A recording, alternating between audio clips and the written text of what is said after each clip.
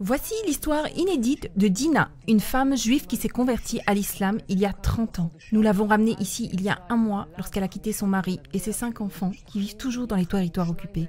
Elle s'est enfuie vers Israël avec 2 de ses enfants. Aujourd'hui, ils vont rencontrer leur famille. Cela fait presque 30 ans qu'elle ne les a pas vus. Ohad Amou, notre reporter, était sur place.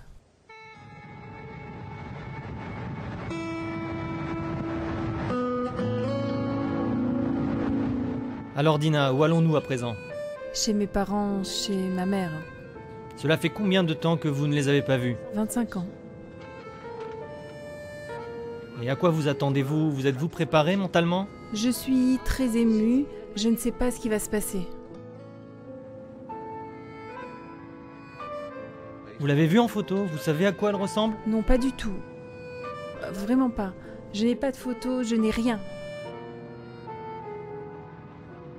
Dina avait du mal à dissimuler sa tension et son excitation. Dans quelques minutes, elle rencontrera sa mère et sa sœur qu'elle n'a pas vues depuis 25 ans. Et comment vous êtes-vous préparé à une telle rencontre? Je n'ai pas réussi à dormir. J'y ai pensé toute la nuit. Comment cela va-t-il se passer? Qu'est-ce que vous souhaitez dire à votre mère après 25 ans de séparation? Pardon. Juste pardon. Qu'elle me pardonne. Je n'y crois pas.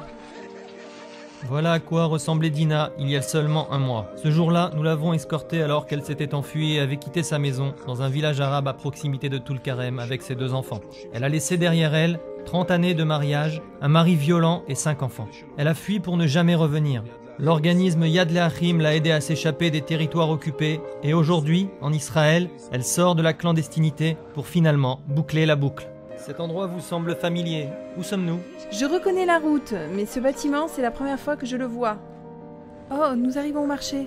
Vous en êtes souvenu, comme ça? Oui? Vous avez langui cet endroit? Oui, bien sûr. À notre arrivée, sa mère et sa sœur l'attendent, accoudées à la fenêtre.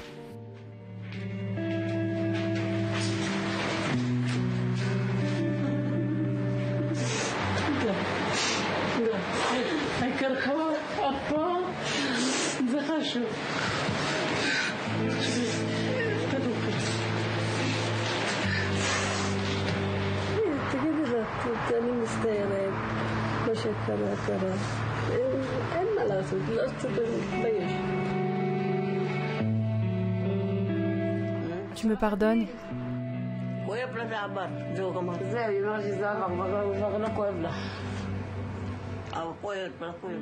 C'est tout, c'était la dernière fois. Je ne retournerai plus là-bas.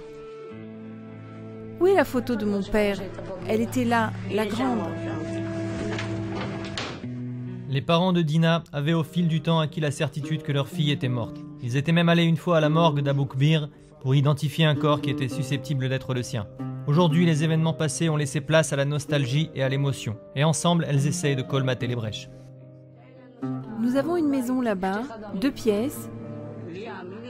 J'ai 5 enfants qui sont restés. J'ai un fils de 24 ans. Et ma grande, mon aîné, a 27 ans. Et un autre fils de 23 ans.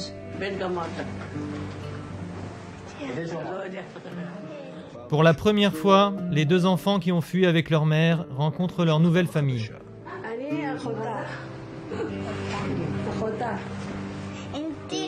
C'est ma sœur. C'est tante Malka. Oui. شو تعلمت بالعبري؟ كان لو بصدق ونسمع.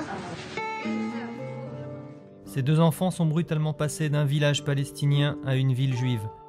De musulmans, ils sont devenus juifs. حكيت بالتليفون مع ليلى؟ قلت الكرم والله؟ شو حكيت لهم؟ قلت لهم انه احنا مشتاق لكم كثير بس بنقدرش نرجع عندهم. ليه؟ بيحكوا لنا ارجع بس احنا بدناش لانه هناك بضربونا هون احلى هون العيش حصار عيطوا. Vos enfants sont à Toul-Karem. Est-ce que vous leur parlez au téléphone? Non, non, pas encore. Je ne veux pas maintenant. Peut-être plus tard, mais pas maintenant. Pourquoi pas? C'est trop frais. Ça fait mal. Le temps perdu est impossible à rattraper. Mais ce sentiment de perte se murera peut-être en une renaissance.